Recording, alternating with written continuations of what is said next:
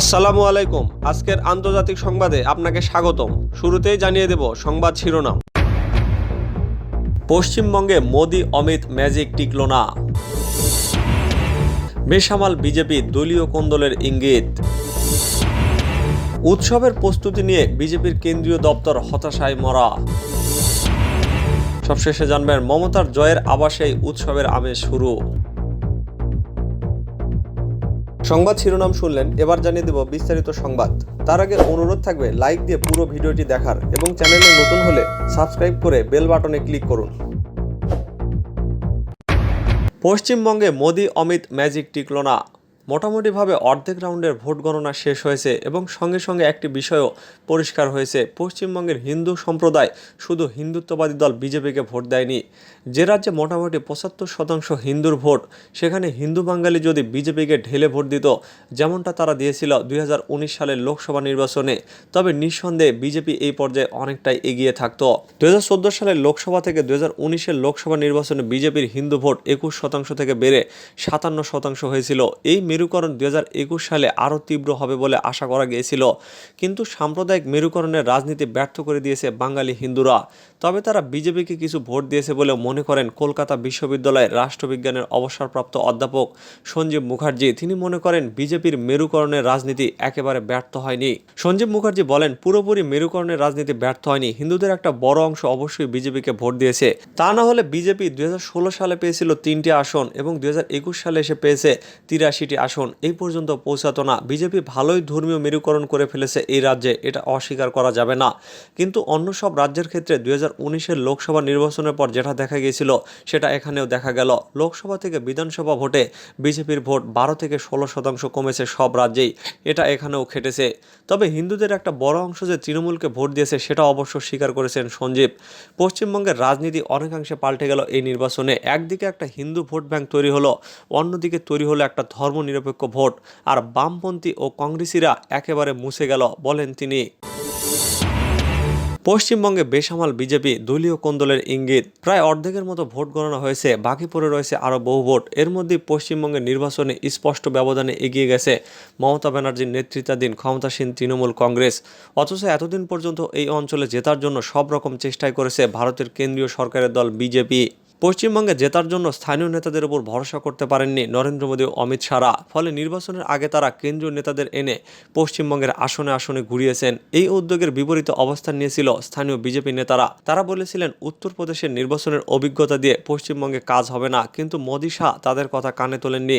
পশ্চিমবঙ্গের স্থানীয় বিজেপি নেতারা মনে করেন এ কারণে পশ্চিমবঙ্গের জনগণ স্থানীয় বিজেপি নেতাদের 1 পয়সার মূল্য দিচ্ছে না।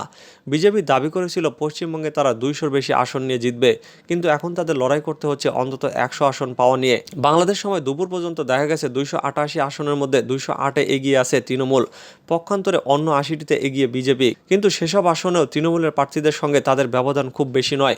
বিজেপি পশ্চিমবঙ্গে জেলায় জেলায় অন্য অঞ্চল থেকে এনে পর্যবেক্ষক বসিয়েছে, আর স্থানীয় নেতাদের যথেষ্ট সম্মান দিতে কথাবার্তা বলেনি বা আচরণ করেনি, এমন অভিযোগ করেছেন স্থানীয় নেতারা। তাদের দাবি এসব কারণে স্থানীয় নেতারা বিজেপির শীর্ষ নেতৃত্বের ওপর চটে গেছেন। তারা বলছেন এই নির্বাচনে জিততে পারলে বিজেপির শীর্ষ নেতারা সব কৃতিত্ব নিত। এখন যেহেতু দল বেসামাল অবস্থায় আছে এবং একটি প্রায় নিশ্চিত হারের দিকে এগোচ্ছে, এই পরিস্থিতিতে হারের দায়ও তাদের ঘাড়েই পড়বে।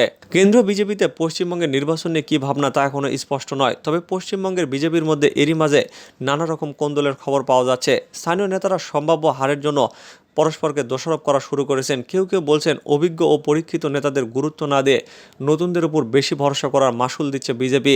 বিজেপি হিন্দুত্ববাদী রাজনীতিকে পুঁজি করে নির্বাচন করে, কিন্তু পশ্চিমবঙ্গে সাধারণত সেকুলার বা ধর্মনিরপেক্ষ রাজনীতির জয় জয়কার। মোদী সরকার ক্ষমতা গ্রহণের পর থেকে ভারতের সংখ্যালঘু মুসলিমদের উপর নানা সময় অত্যাচার করা হয়েছে, কিন্তু পশ্চিমবঙ্গের রাজনীতিতে ধর্ম বা জাতকে গুরুত্ব দেওয়া হয় না, সেখানে বরং মানবাধিকারের ভিত্তিতে সরকার পরিচালিত হয়।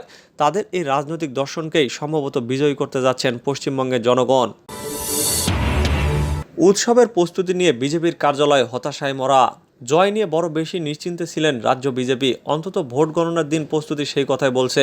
বুথ ফেরত সমীক্ষায় খারাপ ফলের ইঙ্গিত ছিল, তবুও কেন্দ্রীয় নেতারা ভরসা দেখিয়ে গিয়েছেন। আর তাতে ভরসা করেই শনিবার থেকে সেজে ওঠে রাজ্য বিজেপির প্রধান নির্বাচনী দপ্তর। ৬ মুরলীধর সেন লেনের সদর দপ্তরে শুধু ভরসা না রেখে কলকাতার হেস্টিংসের কাছে আলাদা নির্বাচনী কার্যালয় বানায় বিজেপি। মূলত কেন্দ্রীয় নেতা কৈলাস বিজয়বর্গীয়ের উদ্যোগেই 10তলা বাড়ির 4টি তল নিয়ে তৈরি হয় সেই কার্যালয়। সেখানে সব রাজ্য নেতার পাশাপাশি কেন্দ্রীয় নেতাদের আলাদা আলাদা ঘর তৈরি হয়।